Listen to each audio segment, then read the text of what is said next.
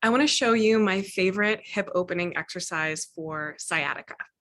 Sciatica can be caused by a few different things, and I find that there's usually either hip tightness, there's the piriformis seizing up, or there's imbalance in the sacrum, and that's part of what's causing the issue. So this particular hip opening I have found really helpful when it is that piriformis tension, and sometimes it helps to release the imbalances in the legs as well. So you can give it a try. If it hurts or if it makes things worse, then you might have something different going on for your sciatica. And of course, listen to your doctor or your physiotherapist when you're working with anything going on in your body like that. But here it is if you want to give it a try and see if it works for you. So we can start just laying on the ground, just a nice neutral back. You don't necessarily need a yoga mat for this. And we're going to start and thread the needle, which a lot of you probably already know. So you have your, this is my right ankle over my left thigh. You can stay here or hug the legs in. If you immediately feel like, oh my gosh, this is so tight, then probably that's a part of what's going on for you with your sciatica. So I like to keep both feet flexed, and that helps to protect the knee. And if you are quite tight here, you have a couple of options. You could use a strap around your thigh. Or you could sit your bum up on a little piece of support like this low block, not to round your spine, but to actually lift your pelvis a little bit so you have a bit more gravity kind of on your side for this. So again, everybody's different. You can see what makes sense for you. You shouldn't really be feeling this in your back. It should be more so in your hip. So we're just spending a little bit of time here, and you might find that you want to rock a little bit from side to side. So once we feel like we've opened up here a little bit, I think we've probably been here for about 8 breaths, we can add on this second piece. So I'm just going to turn to face this way so you can see what happens with my legs. So we're in thread the needle, but we're going to release the hands, point the toes, and bring the foot about halfway down the thigh. Okay, then we're going to narrow the space between the legs a little bit so that this leg that's in front, this is my right leg here, is at about a 45-degree angle rather than a 90-degree angle. Then I'm going to use my hands just to hold whatever is accessible. So I can reach my far knee. Oh, and yes, I'm feeling that today for sure. You might kind of hold one leg or both, just kind of see how it goes for you. And that's just going to move the stretch into a little bit of a different part of your hip, which might be a little closer to where you need that release. Okay, so we'll take a couple more breaths here.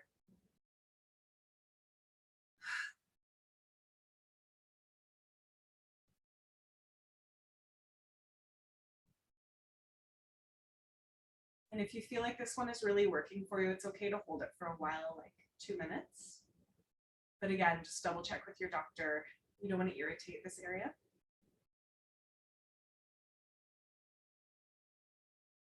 And then when you're ready, we'll just gently release.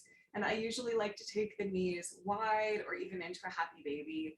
After that, sometimes I like to extend my legs and shake them. All of those would be good counter poses. So when you're ready, we'll just come out of that. And you may want to take a moment to take the soles of the feet together and the knees open wide. So what this does is closes the sacrum. If you have sciatica, it might really aggravate things. So if it hurts, please don't do this. But you can kind of experiment with it and see, is my sacrum kind of going to come back to balance here right now or not? May or may not. Generally, we only have sciatica on one side. But I think it's a good idea to do the hip opening on both sides just to keep everything nice and even and make sure that we're not kind of overcompensating on one side. So you might want to hold this second side for less time. You can kind of see how it feels, but we do want to generally do both sides. So we're in thread the needle here and holding onto my right thigh. And again, we could do a little sway from side to side. You don't have to. But I find when you do move a little bit from side to side, you can kind of feel different areas of the hip that are releasing. And just be aware that you're not rocking your whole spine from side to side. It's not that. It's just your hip is actually moving in its socket a little bit there. You can use that block underneath your back if you need to, and just nice deep breaths. I'm of course talking, so not breathing as deeply. But sometimes what we really need with sciatica is energetic. Sometimes there's something going on around what we may need energetically in our lives when sciatica comes up. And I'll talk a little bit more about that in a second.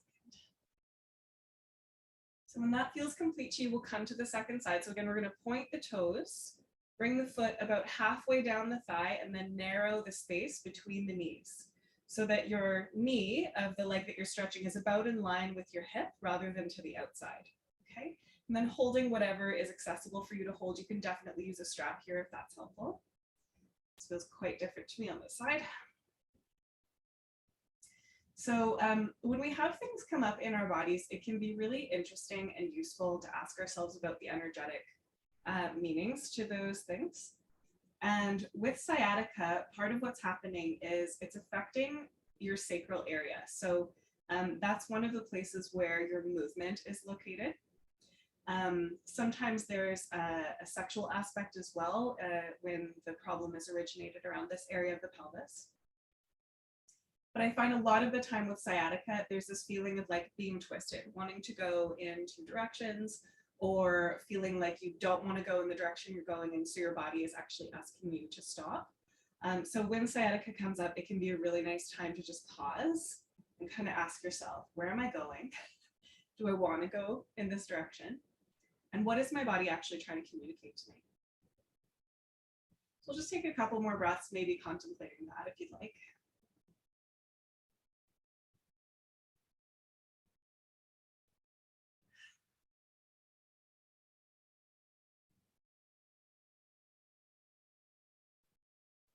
And when that feels complete for you, take your time. You can separate the knees, take them nice and wide. Maybe you want to take that happy baby, holding the ankles or the feet, whatever's accessible. Maybe shaking the legs up to the sky, and then pause, which again, sometimes is what sciatica wants you to do. You can try in this butterfly position again and just see if your sacrum wants to close. Your sacrum may want to open instead. That's feet wide, knees together.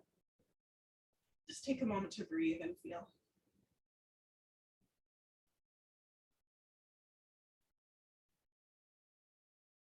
All right, so take your time, come up slowly, roll to your side first when you're ready. You may want to combine this with some other movements, hip strengthening exercises, pelvic tilts, core. Those can all be really helpful when you're working with sciatica. And I have another video called Sequence for Sciatica that you can do as well if you want. So let me know how that goes in the comments. I would love to know if that was helpful for you if you are dealing with sciatica today. And feel free to check out all of my other videos and don't forget to subscribe. I'll see you guys next time.